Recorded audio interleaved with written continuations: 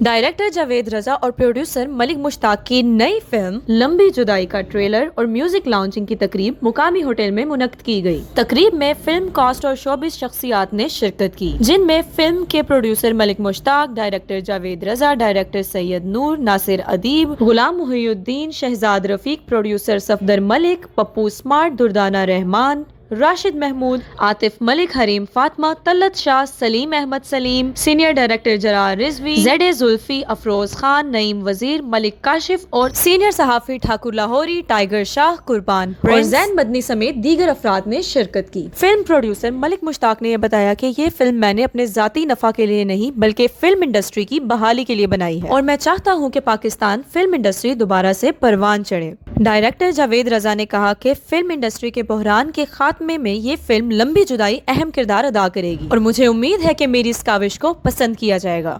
Film کے hero طیب خان اور heroine فضا مرزا نے گفتگو کرتے ہوئے کہا کہ اس فلم پر بہت ہی زیادہ محنت کی گئی ہے اور اس کی کہانی، لوکیشن اور میوزک فلم دیکھنے والوں کو ضرور پسند آئے گی۔ تقریب میں میزبانی کے فرائض ایس ایم شاکر نے ادا کیے۔ فلم لمبی جدائی کی کاسٹ میں بابر علی، نواز خان، فضا مرزا، اظہر رنگیلا، طلعت شاہ، حریم فاطمہ نمایاں ہیں۔ یہ فلم عید الفطر کے موقع پر سینما گھروں کی زینت بنے گی۔ فلم کی writer Shagufta Ali, music director Abid Ali اور نغمہ نگار نعیم وزیر ہیں۔ Report by daily Surkhiyan social media net work.